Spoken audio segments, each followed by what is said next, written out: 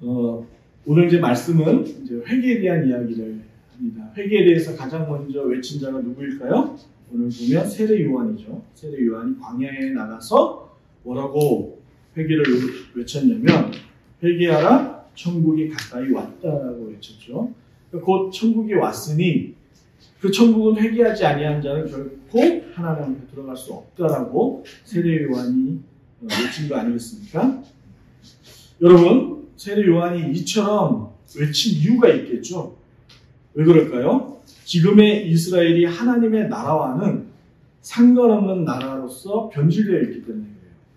그러니까 이 당시에 이스라엘은 정말 하나님 보시기에 죄악이 가득한 세상이었던 것이죠. 그런 의미에서 오늘 이 말씀을 통해서 우리가 한번 좀 도전받고 생각해보고 싶은 것이 무엇이냐면 나는 하나님 나라로서, 우리 하나님 나라지 않습니까? 하나님 나라로서 현재 그 나라의 역할을 충실히 잘하고 있는가 한번 생각해 봤으면 합니다. 여러분, 하나님은 이스라엘을 심판하시기 전에 세례 요한을 불러서 지금 회개하라라고 촉구하고 있는 거예요. 이 시대에도 여러 목회자들이나 하나님 앞에 특별히 쓰임받는 자들을 통하여 회개의 촉구를 받고 있죠. 왜냐하면 지금 방금 말씀드렸듯이 회개하지 않으면 천국에 들어갈 수 없기 때문에 그렇습니다. 다시 말해 하나님 나라의 통치함에 있어서 자신의 마음과 자신의 생각을 하나님 뜻 가운데 돌이키지 않으면 그 천국의 다스림을 받을 수 없다는 것이죠. 그러나 여러분, 우리의 신앙을 이렇게 들여다보듯이 그리고 우리의 신앙생활을 경험해보듯이 결코 회개가 간단하지 않다는 것을 도전받죠. 그렇지 않습니까? 많은 설교자와 성경 말씀을 읽으면서 주변에 여러 하나님의 음성을 통해서 우리가 듣기를 회개가 중요하다는 것을 잘 알지만 실상 우리 삶에서 회개가 그렇게 쉽게 일어나지 않습니다. 그러므로 오늘 주시는 이 말씀이 회개에 대한 이야기를 함께 나누려고 하는 거예요. 회개가 무엇이고 세례 요한이 그리고 이후에 예수님께서 우리에게 회개하라 했을 때 그 회개의 의미가 무엇인지를 돌이킬 수 있는 그런 축복된 시간 되기를 주 이름으로 축원합니다. 우선 광야에서 우리를 찾으시는 하나님의 뜻이 있다라는 것을 우리가 알아야 될 것 같습니다. 왜 하나님은 하나님의 백성들을 어디서 찾죠? 광야에서 찾죠. 하나님은 자기 일꾼들을 부르시고 훈련하는 과정에서 꼭 거쳐야 될 장소가 있다면 그 장소가 광야라는 것을 우리가 말씀 통해서 여러 보게 되는 겁니다. 성경에서 광야라는 장소는 구약에서부터 지금에 이르기까지 하나님이 자기 백성을 부르는 장소로서 택했다라는 데 알 수 있죠. 앞서 모세를 부르실 때도 광야를 통해서 부르셨고요. 또한 구약의 여러 선지자를 부르실 때 광야를 통해서 사용하셨다는 것을 알 수 있습니다. 그리고 이뿐입니까? 신약에서 세례 요한과 예수님, 바울 등등 하나님은 어떤 일들을 하시기 전에 앞서 이들과 함께 광야에서 시간을 보내신 것을 즐겨 하셨어요. 여러분, 우리 주님도 광야에 계셨다는 거 잘 아시죠?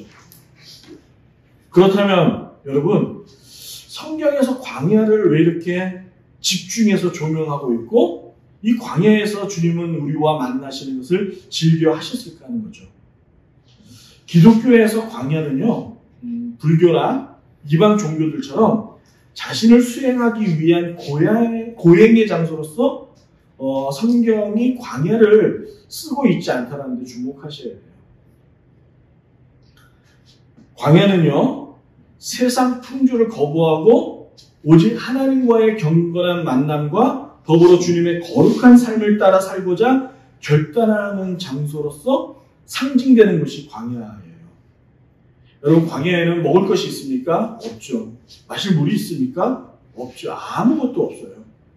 그러니까 광야라는 것은 내가 의지하고 내가 세상 것을 바라볼 것이 아무것도 없다라는 정말 무의 상태를 의미하죠. 그런 상태에서 신자는 오직 주님만을 바라보게끔 하는 거죠. 누가복음에서 보면 이 세례 요한에 대한 그 출신에 대해서 잘 설명하고 있어요. 누가복음에 보면 세례 요한이 어떤 집안의 가문이 있냐면 제사장 가문이에요. 여러분, 이 당시에 이스라엘은 왕의 제도가 이제 없습니다. 왕을 누가 이제 지배하냐면 다른 어떤 이제 그 이방 로마에서 세운 헤롯이나 이제 이런 사람들이 왕의 역할을 감당하고 실제적으로 이제 이스라엘 안에서의 그 역할들을 담당하는 사람들이 누구냐면 이제 제사장 가문인 거죠. 여러분 당시 시대에서 제사장 가문에서 태어났다라는 말은 이거예요. 오늘날 금수저로 태어났다는 말과 동일시할 수 있습니다.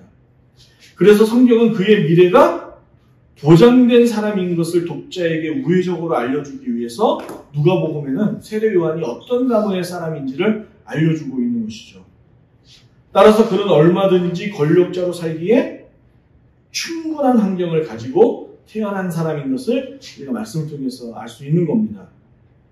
그런데 세례 요한은 하나님이 주신 사명을 따라 살기 위해 현재 안정된 생활을 버리고 광야를 선택한 대표적인 인물로서 우리에게 보여주고 있는 것이죠. 사랑하는 여러분, 이 같은 말씀에 있어서 우리가 좀 오해하지 않았으면 하는 바람이 있습니다. 그게 무엇이냐면 세례 요한이 그 모든 것을 버리고 광야로 나갔다고 해서 여러분에게도 동일하게 여러분의 모든 삶의 현장들을 다 버리시고 산속 깊은 곳에 들어가서 우리 이제 50이 넘어가면 좋아하는 프로그램이 있죠. 자연인. 이 자연인처럼 살라라고 말씀드리는 것이 아니에요. 세상을 등지고 산속 깊은 곳이나 이런 데 들어가서 세상과 모든 것들을 다 끊고 사는 것이 경건한 삶이라고 성경이 우리에게 가르치고 있지 않다는데 주목하셔야 되는 것이죠. 그러면 오늘날 여러분과 저에게 있어서 광야는 어떤 것인가요? 이런 거죠. 이런 거예요. 잘 들어보세요. 어떤 성도가 직장 생활이 너무 바쁜 나머지 시간적 여유가 생기지 않는 거예요. 오늘날 많이 그렇지 않습니까? 특히 이제 서비스 업종에 계시는 분들은 주말에도 일을 해야 되는 그 상황들이 종종 옵니다. 이렇게 종종 주일에도 출근을 해야만 하는 이런 상황 속에서 회사가 주일에도 우리 성도님들에게 출근하세요라고 그러한 요구를 받게 되면 여러분 어떻게 합니까? 출근하셔야죠. 그렇잖아요. 회사가 갑이고 여러분이 을이지 않습니까? 그러니까 회사가 요구하면 출근을 해야 되는 거예요. 그런데 이것이 정말 간혹 있으면 상관이 없는데 이렇게 주일을 지키지 못하도록 회사가 자꾸 주일에 나와서 근무하는 상황이 자주 발생하는 겁니다. 자주 발생하는 거예요. 그래서 그 성도의 신앙이 위태로워지기 시작하는 것이죠. 더 이상 건강한 신앙생활을 유지하고 지켜나가는데 힘들어지는 거예요. 그로 인해 점차 신앙이 바닥을 치게 되고 더 나아가 믿음이 뿌리째 흔들리는 상황이 온 거예요. 여러분 이럴 때 성도는 광야로 나가야 되는 거죠. 광야를 찾아야 돼요. 어떻게 광야로 나아가 하나님 앞에 결단하는 시간을 가져야 되냐면 다른데 여러분 저 멀리 지구 반대편 사막으로 가라는 얘기가 아니라 여러분의 조용한 골방을 찾으셔야 돼요. 하나님과 만날 수 있는 기도의 자리를 찾으셔야 되는 거예요. 그래서 그곳에서 주님과 깊은 교제를 통해서 현재 내 상태가 어떤 상태인지를 이해하는 시간을 가지셔야 돼요. 아, 내가 지금 신앙에 있어서 위태롭구나. 위급한 상황이고 위기의 상황이구나. 라는 것을 여러분 캐치하셔야 된다는 말씀인 거죠. 그리고 어떻게 해요? 모든 것을 다 내려놓고 하나님이 원하는 삶의 방향이 어딘지를 그 골방을 통해서 묵묵히 묻는 시간을 가지셔야 한다는 것이죠. 따라서 여러분 잘 들어보세요. 성도는 조심스럽게 이 집 또는 이 직종을 변경하는 것을 고려해 보는 거예요. 왜요? 자꾸 회사가 주의를 못 지키도록 요구하기 때문에 그런 거 아니겠습니까? 여러분 우리 서연이처럼 말이죠. 서연이가 그랬잖아요. 우리 서연이가 대학에서 유아교육과를 이렇게 졸업을 하고 아이들이 너무 좋아서 이제 유치원 교사가 되지 않았습니까? 그런데 학교를 마치고 현장에 나아가 보니까 자기가 생각했던 그 이상과는 이 현장이 괴리가 있는 거예요. 잦은 야근으로 몸은 고단하고 피곤이 쌓여서 교회 출석이 힘들게 되어진 거죠. 버거지게 된 거예요. 그로 인해 신앙이 망가져가는 자신을 발견하고는 서연이가 어떻게 합니까? 과감히 유치원의 교사를 그만둔 거죠. 그리고 전공과 다른 일을 준비하려고 지금 준비하는 상태에 있는 겁니다. 우리 서연이가 지금. 서연을 위해서 기도 많이 해주시길 축복합니다. 네, 지금 우리 서연이가 그것을 위해서 준비하고 있어요. 따라서 이렇게 여러분 성도가 신앙의 어떤 위기를 통해서 만나게 되면 이처럼 이직이라든지 자신이 전공한 것을 전혀 다른 방향으로 준비하고 또 이렇게 이직을 할 수 있는 그러한 시간들을 가져야 된다는 것이죠. 이게 바로 성도가 가지는 광야의 시간이 아니고 무엇이겠습니까? 그런데 이렇게 이직을 준비하고 또 이직을 하게 되면 생각지 못한 이제 그 문제가 발생하게 됩니다. 뭐냐면 지금보다 그러니까 앞서 받았던 급여보다 낮은 급여를 받는 회사를 선택할 수밖에 없겠죠. 여러분 세상이 편하면서 직장 생활을 하면서 월급 많은 주는 회사가 있을까요? 없어요. 세상은 주는 만큼 어때요? 일해야 되고 부려먹는 거예요. 당연히 월급을 많이 주니까 주말에도 출근해야 되는 상황이 오는 것이고 그렇게 되는 거죠. 그래서 모든 상황들을 다 배제하고 내가 원하는 그런 직종을 찾다 보면 지금의 급여보다 낮은 급여의 그러한 직종을 찾을 수밖에 없는 거죠. 여러분 우리 청년들 가운데 이런 청년들이 의외로 많이 있습니다. 하나님 앞에 자신을 정말 귀히 쓰임받기 위해서 자신의 능력치보다도 못한 곳으로 가서 이렇게 낮은 자세로 섬기는 청년들이 의외로 많다는 것을 여러분 아셨으면 좋겠어요. 그래서 어떻게 됩니까? 안정된 삶을 포기해야 되는 거죠. 그렇지 않겠어요? 급여가 낮아지면 낮이고 적금 적을수록 안정된 삶을 포기할 수밖에 없는 것이죠. 또한 과거 직장보다는 사회적 명성이 떨어져서 주변으로부터 낙오자처럼 보이는 불편함을 겪어야 될 수도 있지 않겠습니까? 그렇잖아요. 그전에는 대기업에 출근했는데 내가 주일에 주님을 섬기는 그러한 일에 더 힘써보겠다고 중소기업이나 그보다 더 낮은 그런 회사를 선택해서 세상의 눈으로 관점에서 봤을 때 낙오자처럼 보일 수 있는 것이죠. 그런데 여러분 이 불편함이 끝내 자신의 신앙을 우리의 신앙을 유익하게 만들어주고 주님과 더 깊은 교제와 가까이 할 수 있는 길이라면 우리 성도는 과감히 믿음으로 현재의 불편함을 극복할 수 있는 실력이 요구되는 거 아니겠습니까? 그렇죠. 할렐루야. 그러면 여러분 중에 이러한 현재 이와 같은 불편한 상황에 있다면 그는 지금 현재 어디에 계신 겁니까? 광야에 계신 거죠. 광야에 계신 거예요. 그리고 그 광야를 통해서 주님을 만나는 것이죠. 어떻게요? 엘리야가 하나님이 보내주신 까마귀를 통해서 먹을 것을 공급받아 새 힘을 얻고는 일어나서 그 사명을 감당하여 하나님의 부르심 가운데 올바로 살아가는 하나님의 위로와 그 격려를 받는 그 회복의 장소로서 주님께서 광야를 쓰시고 계신다. 그러면 여러분 어째서 하나님은 이 광야를 성도의 회복의 장소로 사용하고 계시는가 하는 거죠. 여러분 이 질문의 대답은 광야라는 그 뜻에서 우리가 쉽게 찾아볼 수가 있습니다. 여러분 이 광야라는 이 헬라어가 보시면 에르모스라고 있습니다. 화면에 보시면 잘 나와 있죠. 이거를 히브리어로 헬라어를 원어인 그 이제 원래의 언어인 이스라엘의 히브리어로 이제 바꾸면 하레루라고 있습니다. 하레루. 그런데 이 하레루가 어디 단어에서 파생이 됐냐면 샤멘이라는 이 단어에서 이제 파생이 됐어요. 그러니까 하레루가 어디서 파생이 됐다고요? 샤멘이라는 단어에서 파생이 된 거예요. 그런데 이 샤멘이라는 뜻이 무슨 뜻이냐면 보시면 뭐라고 써져 있죠? 나를 설득하다예요. 설득하다. 다시 말해 하나님이 애굽에게 버림받은 모세를 광야로 내모시죠. 그리고 그 광야에서 주님은 모세를 자신의 일꾼으로 사용하시기 위해서 하나님은 광야에서 모세를 설득하셨습니다. 그렇죠? 하나님은 광야에 떨기나무로 나타나셔서 모세를 설득하는 장면을 출애굽기 3장에서 보시지 않습니까? 모세가 거절하잖아요. 주님, 저는 그 수많은 이스라엘 백성들을 이끌 만한 능력이 없는 사람입니다. 저는 말이 어눌해서 안 됩니다. 라고 했더니 하나님께서 모세를 어떻게 설득하십니까? 내 형 아론이 있지 않느냐 라고 얘기하지 않습니까? 또 거부하니까 아예 호통을 치시죠.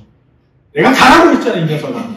이렇게 호통을 치니까 모세가 깨갱거리고 결국에 하나님의 일을 감당하죠. 어떻게 했습니까? 광야에서 모세를 설득하죠. 여러분 이뿐이겠어요?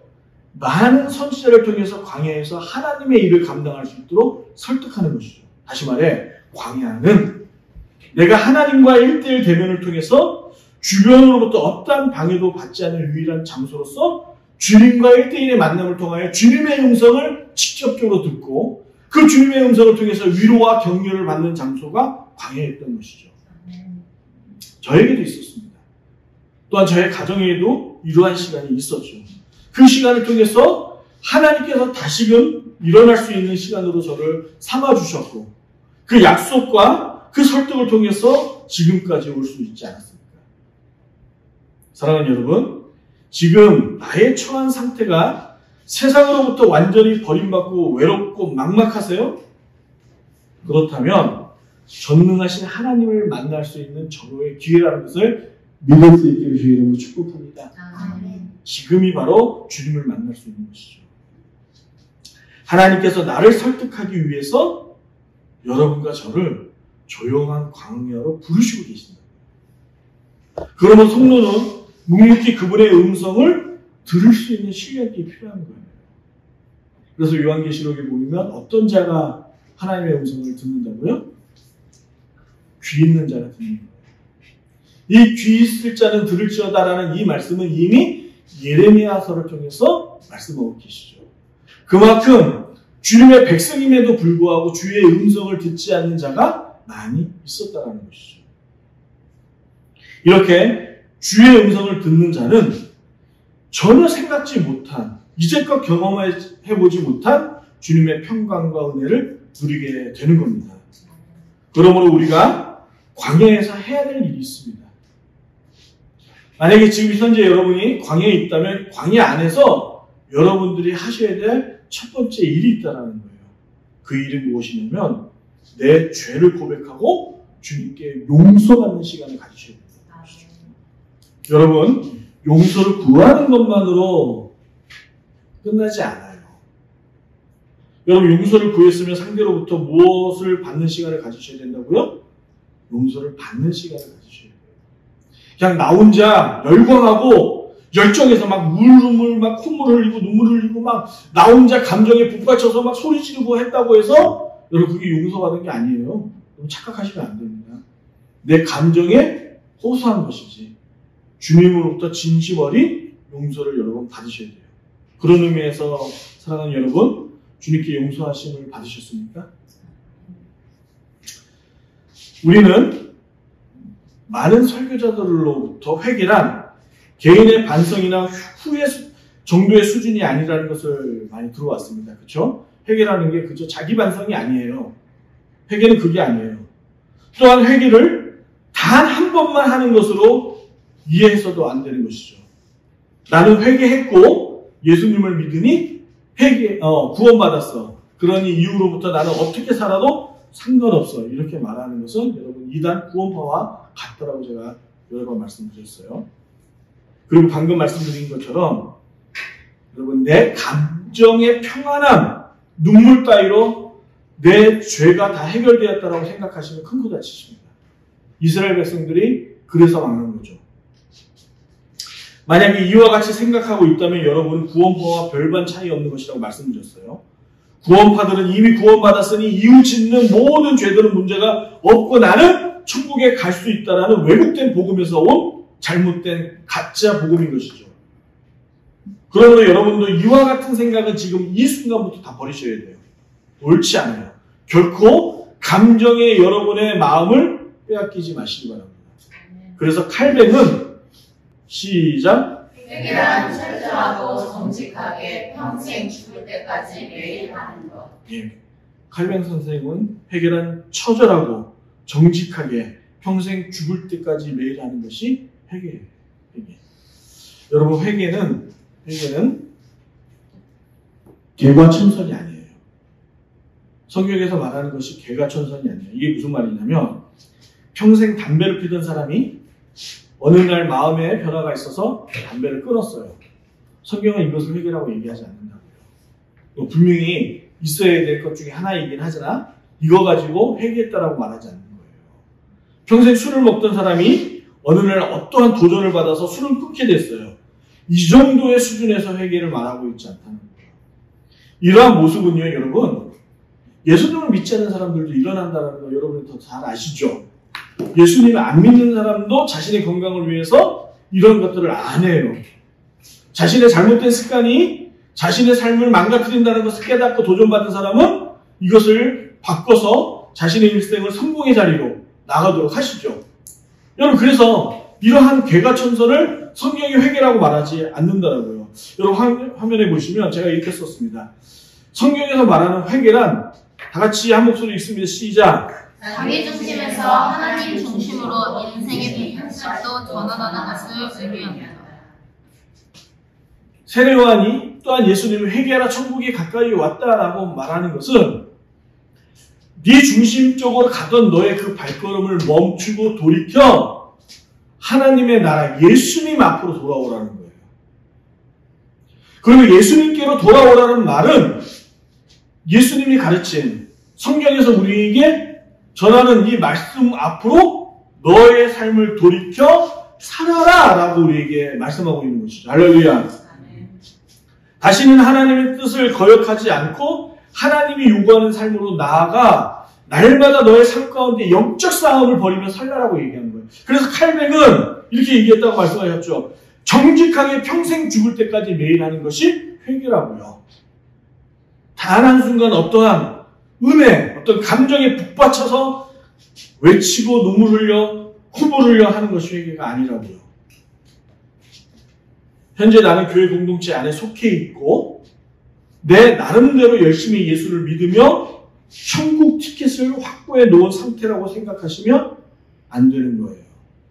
이게 오늘 한국 교회를 무너뜨리고 있는 잘못된 교리이자 말씀이죠.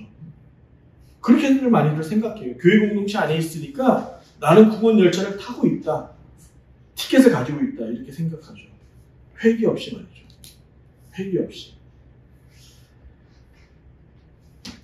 사랑하는 여러분, 우리의 회개의 내용을 한번 들여다보자고요.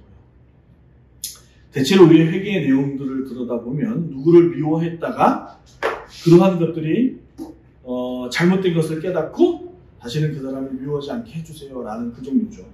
아니면 누구와 다퉈 마음이 불편한 이 상황을 좀 바꿔달라는 도덕적이고 윤리적인 내용들이 가득 찰 때가 많이 있습니다. 여러분, 제가 중요하지 않다는 얘기가 아니에요. 예수님도 그 부분을 거론하시고 말씀하셨기 때문에 반드시 우리가 또 주목해서 보아야 될 내용인 것은 분명해요. 허나 예수님이 세례 요한이 말했던 회개는 이 정도의 도덕적이고 윤리적인 이야기가 아니라고요. 더욱이 어릴 때부터 교회를 성실히 다니는 우리 친구들을 보면 모태신앙인 우리 아이들을 보세요. 대체로 이 기독교 문화 속에서 살다 보니까 부모님이나 어떤 생활에 있어서 성실하게 살려고 노력들을 해요. 그렇죠? 우리 그렇지 않습니까? 이런 데는 분명히 여러분이 이견이 없으실 거예요. 그래서 교회에서 회개하라고 얘기하면 딱히 회개할 게 없는 거예요. 그래요. 나는 그래도 주의 말씀에 따라 최선을 다해 성실히 살려고 노력하고 있기 때문에 그런 거죠. 그러므로 여러분, 세례 요한이 가르치는 회개의 수준이 이 정도가 아니라는 것을 여러분 명심하셔야 돼요. 그럼 도대체 성경이 말하는 회개가 어떤 것인가? 제가 어떤 재미난 예화를 통해서 말씀드릴게요. 한 나라에 왕이 있었습니다. 근데 그 왕은 자신이 아끼던 신하가 있었던 거예요. 그런데 이 신하가 어떤 마음의 변화가 생겨서 왕을 배신하기로 작정한 거예요. 그리고 자신의 주변 사람들을 모아서 결국에 왕을 배신하고 반역을 일으킨 것이죠. 그 결과 왕의 나라가 어떻게 됐습니까? 반쪽으로 쪼개진 거예요. 갈라지는 슬픔을 겪게 된 것이죠. 왕이 아끼던 신하는 스스로 왕의 자리에 오른 거예요. 그리고 이 왕을 배신한 신하는 그곳에서 왕이 되어서 행복한 나라를 다시 있는 거예요. 그래서 그 나라가 어떤 나라냐면 백성 중에 가난한 자가 없는 겁니다. 이 가난한 자가 없도록 잘 통치하고 있는 것이죠. 반역자 왕은, 이제 반역하는 이 왕은 복지제도를 체계적으로 잘 구축해서 돈 때문에 자기 백성들이 교육받지 못하는 일이 없도록 모든 체계를 무상교육으로 이렇게 바꾸는 거예요. 너무도 좋죠. 그리고 국민 누구도 먹고 사는 문제를 겪지 않도록 기본 생활소득을 보장하는 것이죠. 이런 나라 너무 좋지 않습니까? 이런 완벽한 나라를 만든 거예요. 그래서 그 나라에 속한 모든 국민은 그 나라 안에서 어떠한 불만 없이 행복하게 사는 나라가 되는 것이죠. 그런데 여러분, 이제부터 잘 들어보세요. 복지제도를 잘 만들어 국민이 행복하게 살 수 있도록 선을 행하고 국민 모두가 평등하고 행복하게 잘 사는 나라를 만들었다 해도 여러분, 그 나라를 세운 반역자 왕과 그 왕의 통치를 받는 백성 모두는 그 땅의 원래의 주인이었던 왕을 배신한 반역자입니까? 반역자가 아닙니까? 반역자인 거죠.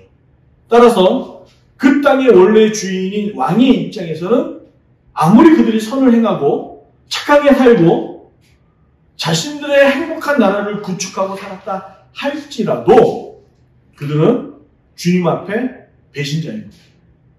죽어 마땅할 반역자가 된 것이죠.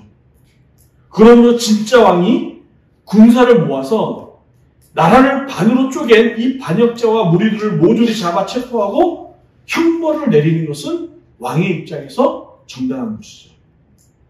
여러분 어떻게 생각하세요? 반역자 무리가 아무리 살기 좋은 공평한 나라를 만들었다 해도 어쨌든 이들은 한 나라를 두 동강으로 내어서 나라를 어지럽게 만든 반역자에 불과한 죄인이라는 거예요. 죄인이라는 거예요. 이처럼 여러분과 제가 주님 없이 이웃에게 선을 행하고 도덕적으로 아주 살기 좋은 시민으로서 살아간다 할지라도 사실 불가능하지만요. 사실은 불가능합니다. 역사가 증명했고 인간이 그러한 세상을 만들어 노력하려 했음에도 불구하고 그런 세상이 온 적이 한 번도 없죠. 그렇죠? 여러분이 이렇게 주님 없이 살려고 노력했지만 창조주이신 하나님 눈에는 여러분과 저는 반역자이자 죄인일 뿐인 거예요. 그러므로 여러분 어떻게 해야 됩니까? 회개하기 위해서는. 다시금 원래의 우리의 왕이자 주인이신 하나님께로 돌아가 무릎 꿇고 용서를 구하고 당신이 진정한 나의 왕이심을 인정하고 살아야 되는 것이죠. 그래서 그 왕이 정하신 법과 법도를 따라 살아가는 자가 되어야 하는 거 아니겠습니까? 여러분 우리가 우리 안에서 잘 살아보겠다라고 법도 만들고 성실히 그 법을 따라 지키며 사는 사람들이라 할지라도 하나님 눈에는 여러분과 저는요 죽어 마땅한 자라는 거예요. 죽어 마땅한 자라는 거예요. 사랑하는 여러분, 사람들 중에 이렇게 말하는 사람들이 있죠. 예수님을 믿지 않는다라는 이유만으로 착하게 사는 사람을 지옥 보내는 것이 말이 되느냐, 이런 질문 간혹 받으시죠. 그게 사랑의 하나님이냐 라고 불만을 토해내는 분들을 주변에서 종종 보게 됩니다. 그러나 여러분, 지금 들려드린 이야기처럼 이 땅의 주인이시며 인류의 창조주이신 하나님을 배신하고 그분의 뜻이 아닌 자기 기준에 따라 살려는 이 인류는 아무리 자기가 자기를 합당하게 변명을 늘어나도 하나님 앞에 반역자인 거예요. 죄인인 거예요. 죽어 마땅한 자인 거죠. 그러면 여러분과 저는요, 우리 안에 처절한 회개가 없이는 안 되는 거예요. 그리고 이 회개는 종교적인 의미로서 말씀드리는 것이 아니에요. 전인격적인 용서를 통해 주님과의 관계가 회복돼야 돼요. 회복돼야 돼요. 그리고 그 관계의 회복은 어디서 우리가 볼 수 있냐면 이웃과의 관계의 회복에서 그것을 우리가 볼 수 있다고 제가 말씀을 드렸던 것이죠. 그러므로 여러분, 이 놀라운 은혜가 오늘 이 말씀을 통해서 여러분과 저의 삶 가운데 역사하기를 축복합니다. 이로써 진정한 부흥을 경험하는 우리 성도들 개인들이 되기를 원합니다. 여러분, 이 경험이 없이는 하나님의 나라를 볼 수 없다고요. 그게 바로 요한복음 3장의 예수님과 니고데모의 대화에서의 핵심 아니겠습니까? 이 회개가 있어야 거듭난 자의 삶으로 한 걸음 한 걸음 나아갈 수 있는 진일지일보가 일어나는 거 아니겠습니까? 그러므로 이 경험을 통해서 우리 교회가 성장할 수 있기를 주의 이름으로 또한 기도합니다. 우리 기도하겠습니다. 우리 이 시간에